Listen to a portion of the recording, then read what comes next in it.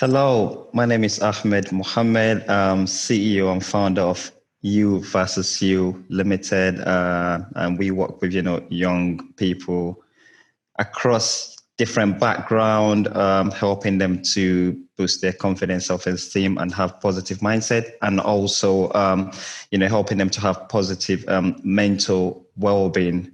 And this session today is part of Thrive London's Mental Health Day Festival, happening on the 10th of September, happening on the 10th of October, actually. And if you're joining the session or the conversation online or on social media, please use the hashtag ThriveLDN and hashtag WMHD2020. And today we have Queenie with us to have some conversation around what you're currently doing and also what's happening around the world and looking at, how that's affecting our mental health as well. So Queenie, if you can please introduce yourself to us. Absolutely. Good day, everyone. My name is Queenie. I'm based in London. I'm a peer outreach worker within the Education and Youth team at the Greater London Authority. And I'm a proud South Londoner.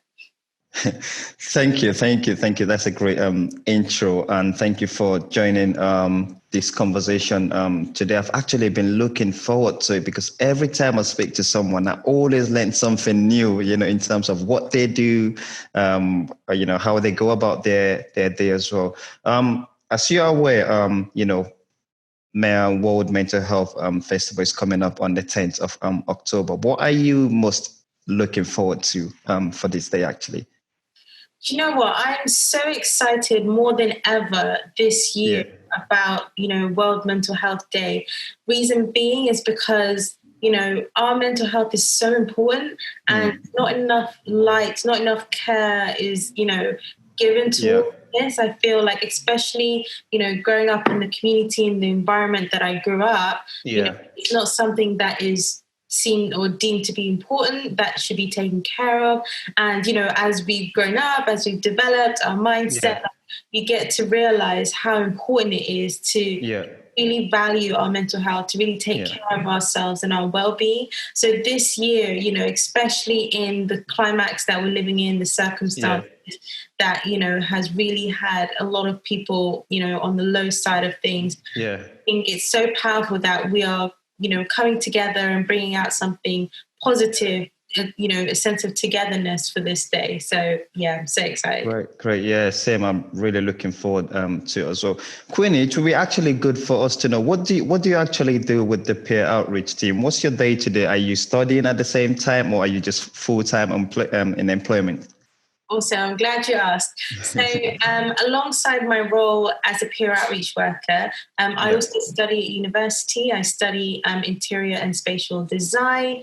And so, two both awesome and hefty things going on. But I love it because, as my role as a peer outreach worker, I'm part of an incredible team of also, young people like myself from all across London, where we're able to, help impact the lives of young Londoners, which is absolutely awesome. As I've been able to be connected with you too through this platform, and also my life as a student, studying in London, it's also extra special because I've always been a creative. Again, sort of linking into World Mental Health Day in the sense that a lot of creatives do struggle with their mental health. So it's so important to just, for me, especially within the industry that I'm in, that it's something that we should protect. So that's what I do. Oh, that's really impressive to hear how you actually have a job and at the same time studying as well, and you still have your community to connect with. You know what it is, Queenie, like 2020. I don't know if we should just skip 2020 and jump into 20, or we should just go back to 2019 and replan and do things differently. But 2020 has had a huge impact on so many different things, young people, the older generation, every sector. How has with the global pandemic that actually we're still in it, with the whole COVID situation, lockdown, how has that makes any difference in terms of your studying, your daily activities, your job? How has that impacted on you? You know what? Just like, probably every single individual on this planet right now, it's been somewhat interesting. I like to say the word interesting, even if a situation is good or bad, because it's kind of like, it's one of those things that we didn't even see coming. We all came At all, yeah. We were like, this is the year we're I going to know. Setting goals, like everything. literally Yeah. on a roll this year. 2020 was the vision year, Yeah. And when everything happened, when it all hit, I didn't even know it'd start, because of course, obviously it affected employment, because now we're all working from home.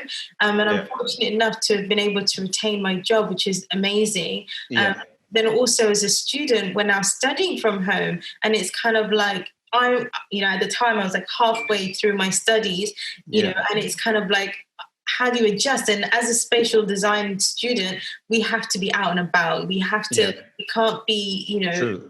stuck indoors, so it was really hard. And also considering I actually live alone, so it's kind of like being confined to one space, not being able to see friends, to see family, it was really hard. But I'm so grateful that, being able to be surrounded by people who are supportive, and just listening to other individuals and, the situations that they're in, and being able to, comfort one another with positive words. And, I know for a lot of people, TikTok was a huge thing. It kind of blew up and made people smile, made people laugh.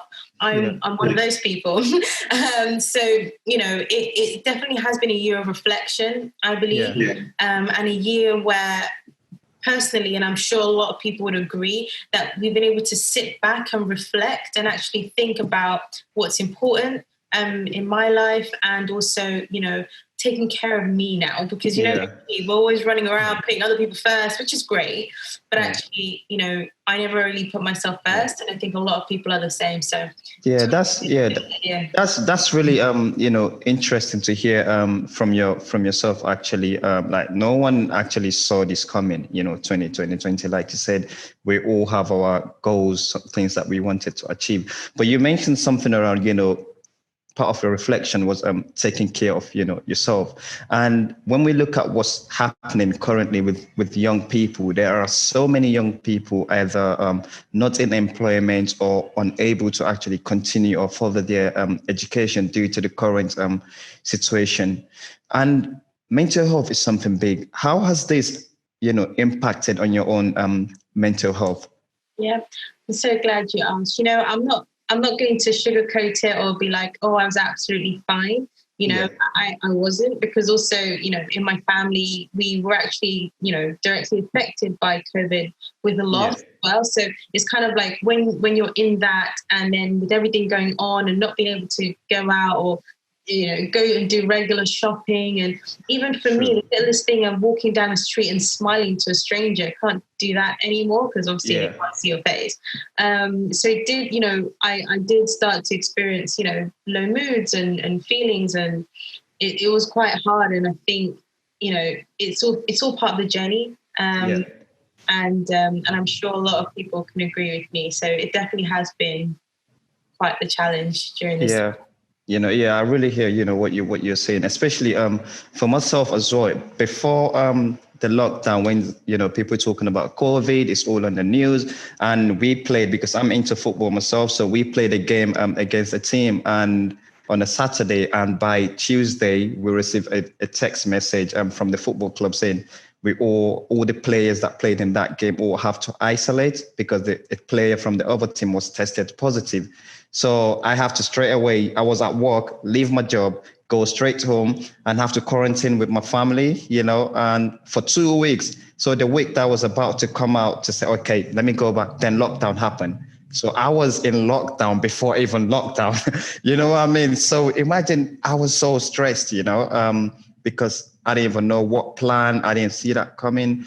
But it's interesting, for us to kind of share how we feel, which you've actually talked about, yourself. But then, Queenie, during this whole pandemic, something unexpected, or I would say that has been happening, but you wouldn't expect it to happen during COVID.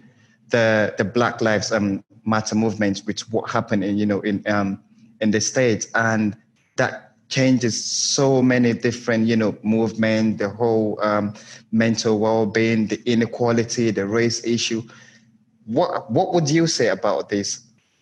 Do you know what? It's so today, this year, apologies, has been such a, apart from the pandemic, it's been such a movement, such a big force has taken, on 2020 with regards to the Black Lives Matter movement, because I think, for decades, centuries, Black people have fought for justice and taking back power, and for everything that happened, especially to the victims that launched this movement this year, for me, it was emotional, in the sense that, you kind of feel like you remember like having all the struggles that you go through in terms of finding your place within the community, finding your place within employment or education, and kind of finding that niche. But because I'm such an optimist, you still want to strive, you still want to go through, and you don't let anything stop you. But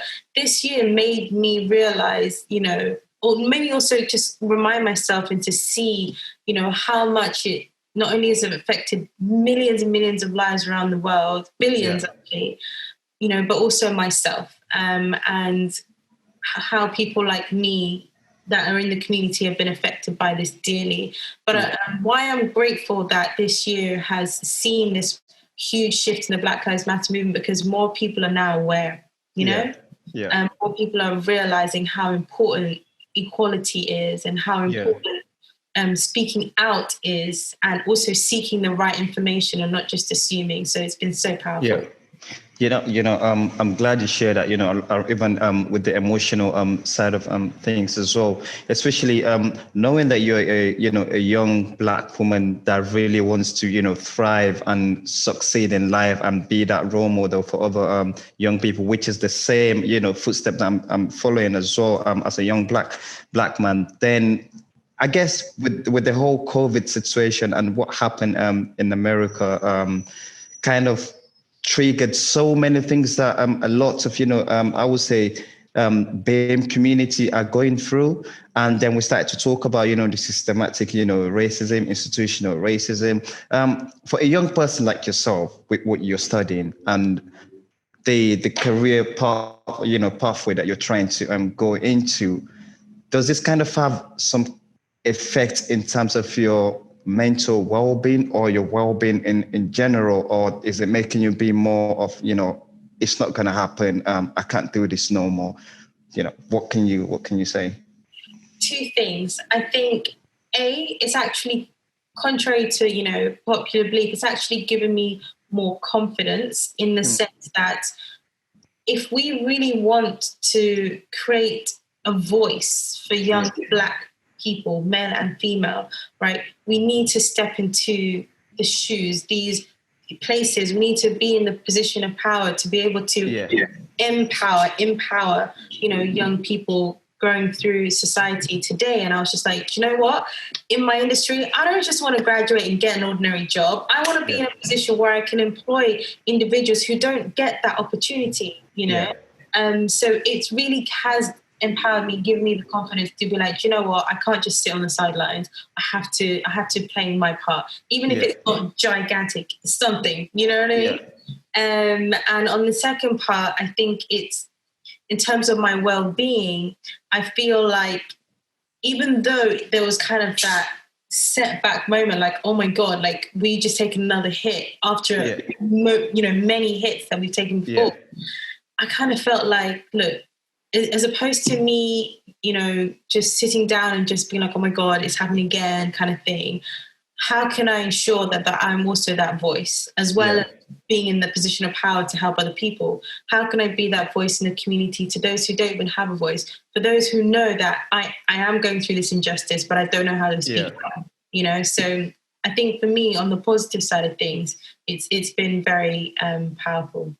Yeah, that's really great to hear, because there are so many youth out there that this whole movement, the whole situation has an impact on their well-being. Like we discussed, many are unemployed or even not in education. For someone like myself, I would say you know during this time was one of my busiest time, I would say, maybe in my professional career, because it makes me to like think more outside the box in terms of what how can I help other young people out there, where I started creating mental health videos on YouTube on how to cope with during stress, and etc. Awesome, by the way.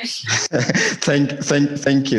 I felt like it's really needed, because not everyone have that coping strategy, and you seems like you're very optimistic and you have people around you. How can we build more resilience, or help other young people to become more resilient and have that coping strategy that will help their mental well-being?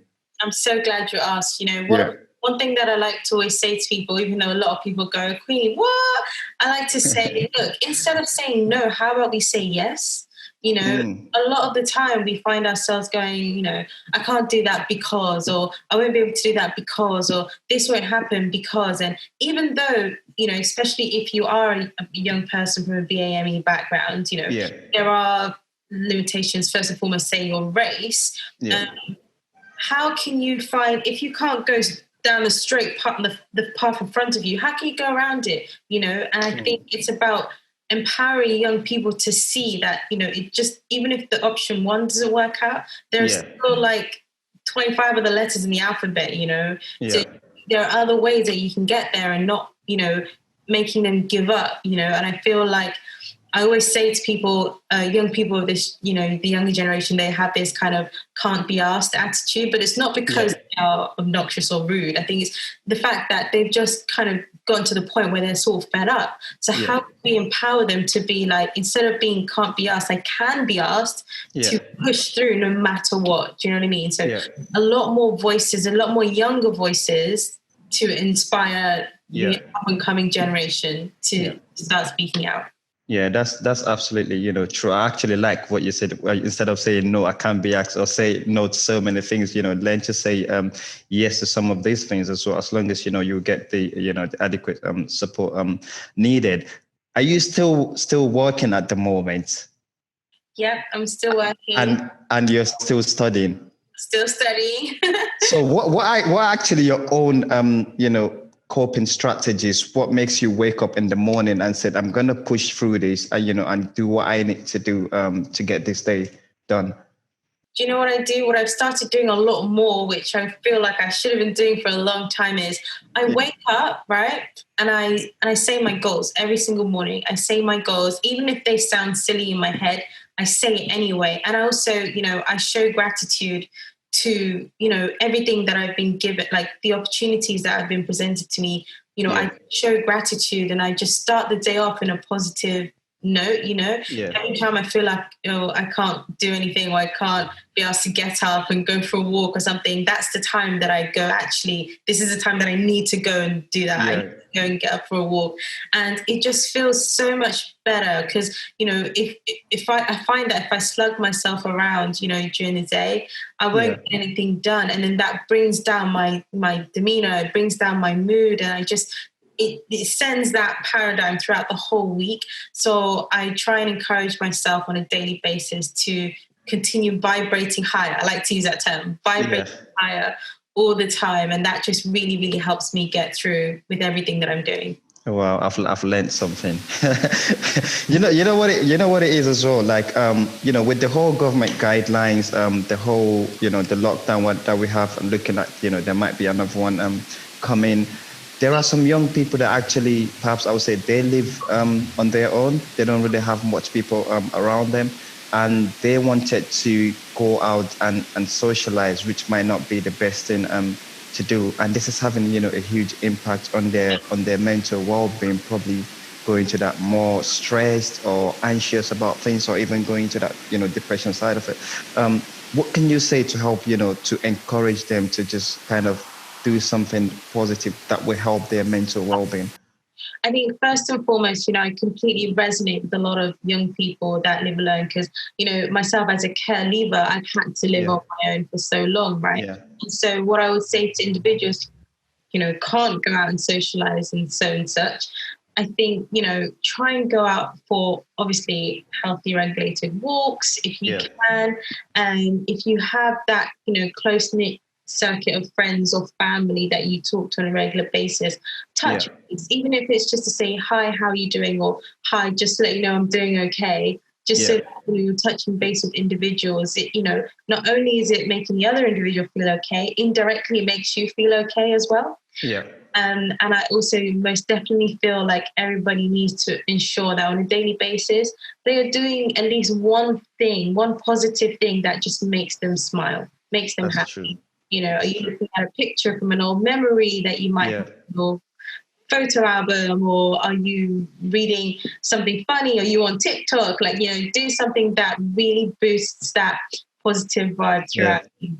Yeah, that's really great. Like when you said one thing that really makes you happy. I remember when I did my mental health instructor trainer, and they recommend you should have 1 hour a day to yourself, and you should just call it happy hour, and it should just be something that you do that makes you happy for 1 hour. And this could be maybe watching a TV or cooking or going out for a run, or even be on your phone or reading. Just make sure it's an hour just for you and do something positive. That's really important, to hear, because I've always believed that we all have different, coping strategy, which will be good for us to share what we do. Perhaps someone will be able to learn from it and, adapt. And, without positive mental health, like there's hardly anything we can do anyways. And it's okay, like, not to be okay. I think a lot of people feel like if you're not okay, people won't rate you, or people think, what's wrong with you? But actually, we've been through so much. It's September, you said, 2021 needs to come quick. But we've been through so much, and just us being able to acknowledge what we've been through, it's okay to sit down and be like, you know what? We've had a tough time. But actually, no matter what happens, I'm going to try my best to imagine a life where we're going to be okay, and not be, because I know I'm overly optimistic and people go, oh my God, Queenie, come on, be realistic. But actually make yourself feel better, and just know that we're connected to other individuals that are going through almost the same thing, Yeah, I think that's really. I think I like what you said about sometimes it's okay to feel the way you felt, and I guess it's being able to recognize that as well. Not many, like perhaps some individuals might think, why am I feeling this way, not knowing that there are other people in the same position as yourself. And in that kind of situation, what is best to do? Should you speak to someone, or should you just go out and start doing something? What can you say? I would say, if people can, try and speak to someone. It doesn't necessarily mean go and book yourself with a therapist, because a lot of people already aren't comfortable. But if you have a family friend or a friend or a work colleague that is just a listening ear, sometimes it helps, just to kind of, because we can't carry everything on our shoulders on our own, and someone might be able to understand or just simply listen. So I highly recommend talking to someone, and again, finding that time where you can just take a few moments and breathe, highly recommend both of them. I do it myself. That's really true. Even for myself, sometimes I find myself being so exhausted, doing so much, but then I just have to remind myself, take a break. It's okay. Then reboost again and just keep going, because we I believe we're all on a spectrum when it comes to mental health. But the most important thing is knowing what to do to look after ourselves. It's been really, really great to have you here today, Queenie, to share your own thoughts, your advice and coping strategy, and what you're actually currently doing to support other young people as well. And I hope those that will be watching this would learn, something from it, and also be, have that positive mindset and be more optimistic. It's okay to not be okay. Okay. Yeah. Yeah. Thank you very much. And hope to see you soon. Yeah, no problem. Thanks. Thank you. Take care. Bye. Bye. Bye.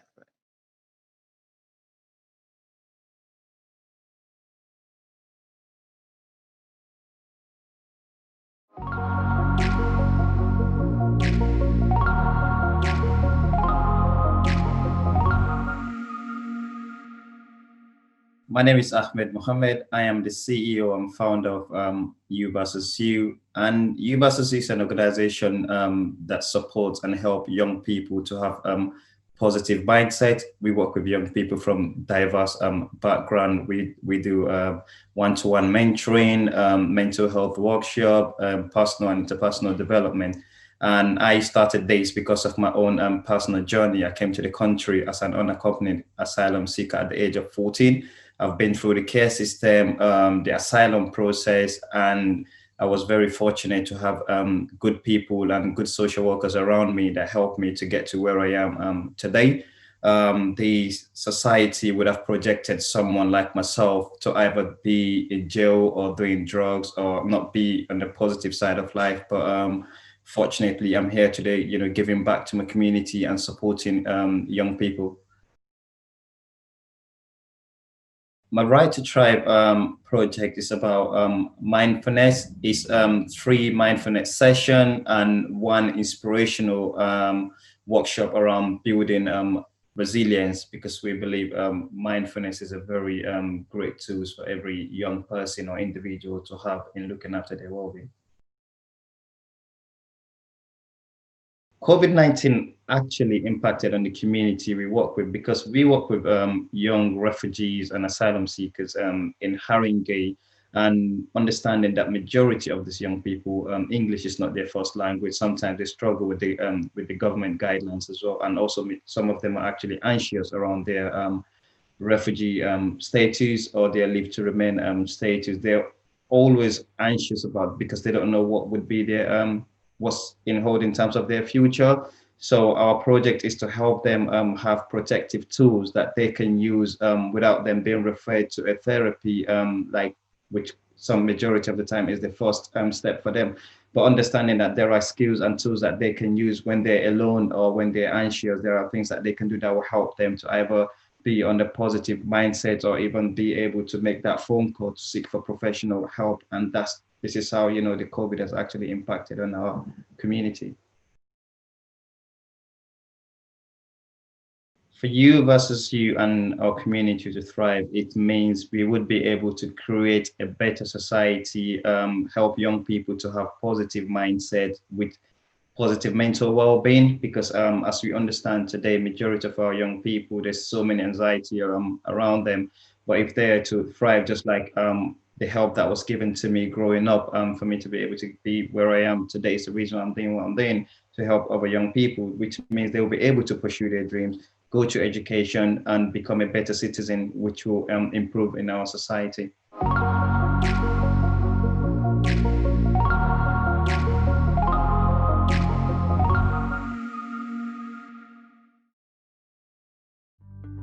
Hi, my name is Ahmed Mohammed. I'm the CEO and founder of You versus You, helping young refugees and asylum seekers to integrate within our community and build their confidence and self-esteem.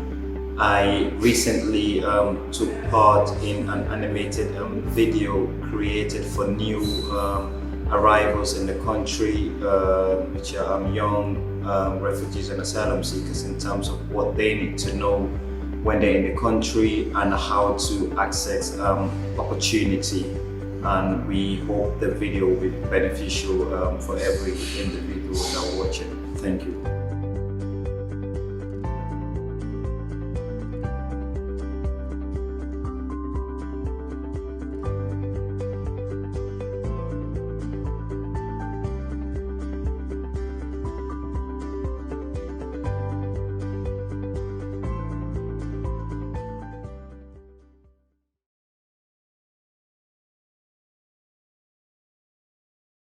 When I was a young child, I was always happy. I was the weird kid who smiled at all the strangers on the way. But after I came here, my character started to change. I was always feeling sad and worried about people that I left behind. I couldn't sleep at night. All the time I closed my eyes, I knew that it wasn't my house, it wasn't my bed, and I wasn't safe enough. Sometimes I did not eat or even talk. My head was killing me. I didn't even know who to ask for help. And for me, it's just like I was in a different planet. I don't know what direction to go. I was always interested in dance, but when I first came here and started to drown in my problems, I didn't even think of dancing. As soon as I rediscovered it and started learning new things on YouTube, I became happier. When I started to see my counselor and I started to talk with him, I started to open myself and I allowed people to help me. I even started to think about my future. I feel that I shouldn't be afraid because I made a lot of good friends and we could learn from each other. I realize it is okay not to feel okay all the time. You are not going to forget, but you get used to it. You know, you tell yourself, if it happened to me, I'm not the first person, and also I won't be the last person. All I can do is to help others in the same situation as me. So I decided to declare change, talking about what I feel, talking and open up to friends and people that you trust. It's important. Now I feel more comfortable. I'm confident that I'm okay. Whatever you come through, hard, bad, negative, will all pass. It's just a matter of time and belief.